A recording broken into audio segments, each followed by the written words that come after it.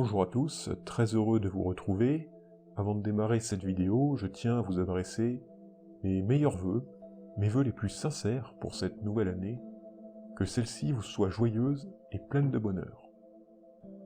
Alors, il y a une chose que je n'ai pas évoquée pendant le processus de la mort et qui a pourtant été très souvent relatée par les expériences de mort imminente. Les apparitions d'êtres de lumière. Ceux qui en ont fait l'expérimentation ont pu observer l'apparition d'êtres de lumière venant s'adresser à eux en leur posant des questions sur leur vie, afin d'y extraire un bilan. Les questions les plus fréquemment recensées sont d'ordre général. Par exemple, ça peut être « Qu'as-tu fait de ta vie ?» ou bien « Qu'as-tu fait pour aider les autres ?» En parallèle, certains ont vu se dérouler le film de leur vie. Cela ressemble à un moment de vérité, ou à ce qu'on appelle plus couramment le jour du jugement dernier. Alors, n'oublions pas que dans la mort, ou à l'approche de la mort, telle qu'une expérience de mort imminente, nous sommes dans un espace de vérité, où les illusions du quotidien n'ont pas leur place, parce que seul notre esprit est présent. Le film qui se projette devant nous, ainsi que les êtres de lumière, ne sont pas vraiment réels, ils sont une projection de l'esprit. Et nous ne pouvons pas contrôler cette projection, puisque nous n'avons plus de cerveau, notre corps ne fonctionne plus. Et si notre corps ne fonctionne plus, le mensonge est impossible. C'est pour cela que nous appelons le film projeté devant nous comme le jour du jugement dernier. Et encore une fois, c'est un auto-jugement, puisque c'est une projection de l'esprit. Et nombreux sont ceux qui ne s'en rendront pas compte, et qui reviendront donc vers une renaissance en cas de mort. L'esprit n'a pas de naissance, n'a pas de créateur, n'a pas de limite, et n'est jamais influencé. Dès lors que le réveil de l'esprit se produit, c'est le moment le plus opportun et exceptionnel pour le reconnaître et se libérer. Mais il est nécessaire de réunir certaines conditions. Par exemple, vous qui regardez cette vidéo, et qui avez peut-être regardé les précédentes, vous avez déjà un aperçu des enseignements. Vous pourriez alors avoir l'envie d'en savoir plus et de les étudier, que ce soit dans un centre spirituel ou sur des œuvres littéraires. Cependant, vous n'aurez pas les significations sacrées provenant directement de la bouche d'un maître spirituel. Et je vous assure qu'il y a une réelle différence, et c'est l'une de ces conditions. Le réveil de l'esprit, ce n'est pas l'éveil. Ce n'est pas parce que nous sommes dans l'état de conscience le plus abouti que nous sommes des êtres éveillés. Le réveil de l'esprit n'est pas non plus le paradis, même si nous aimerions sans doute que ce soit le cas. Il faut être très attentif et faire très attention dans le bouddhisme à toutes nos interprétations, que l'on aimerait parfois assimiler à ce que nous aimerions avoir. Il y a 3 conditions pour reconnaître son esprit. La première, c'est d'avoir été introduit par un maître spirituel à la nature de l'esprit avant la mort. La deuxième condition, c'est d'être parvenu, par la méditation, à atteindre un niveau de conscience suffisant. Et la troisième condition, qui est liée à la deuxième, c'est de conserver et de maintenir cet état d'esprit assez longtemps. Quoi qu'il arrive, lorsque l'on va mourir, nous allons tous faire l'expérience du réveil de l'esprit. Mais peu d'entre nous seront capables de se rendre compte de ce moment.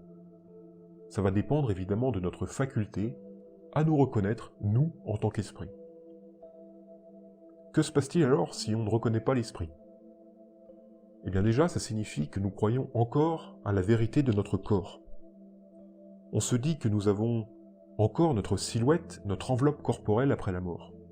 Mais en fait, nous avons été tellement conditionnés par l'illusion de notre corps et peu habitués à la méditation que nous conservons nos anciens réflexes. Les pensées, les émotions se sont dissoutes pendant la mort interne, mais nous croyons encore à leur existence parce que nous n'avons pas été en mesure de nous rendre compte de ce qui s'est passé à travers le réveil de l'esprit. Toute notre vie, nous avons cru à l'ego, à juger de manière automatique ce que nous voyons à travers nos yeux, à avoir une sorte de notion dualiste sur tout ce que nous voyons.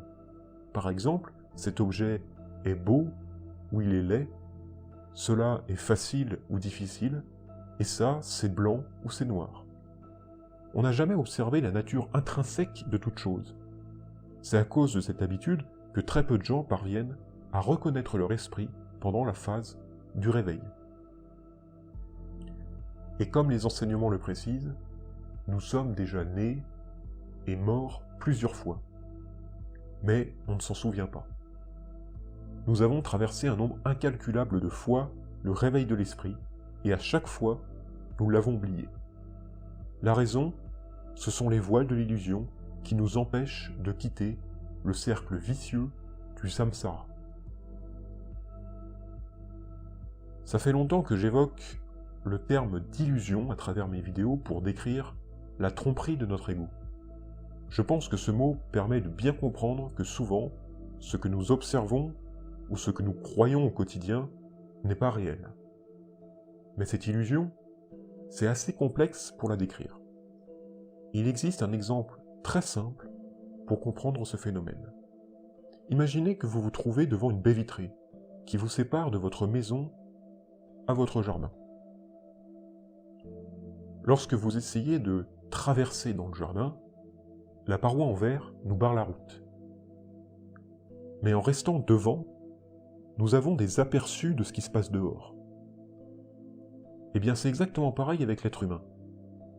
L'illusion, c'est cette paroi en verre. Quand on ne prête plus attention à l'illusion, nous avons des aperçus de ce qui se passe dehors.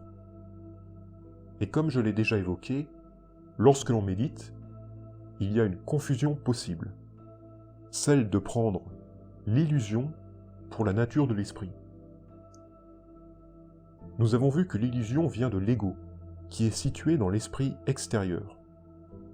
Si nous prenons l'esprit extérieur pour l'esprit intérieur, alors nous restons dans l'illusion. En méditation, nous pouvons être calmes et ne rien faire. Cela ne veut pas pour autant dire que nous faisons l'expérience de l'esprit intérieur. On peut très bien être calme et rester dans l'illusion. Pour reconnaître l'esprit intérieur, il est impératif de briser les voiles de l'illusion. Les voiles peuvent se retirer petit à petit par la pratique spirituelle.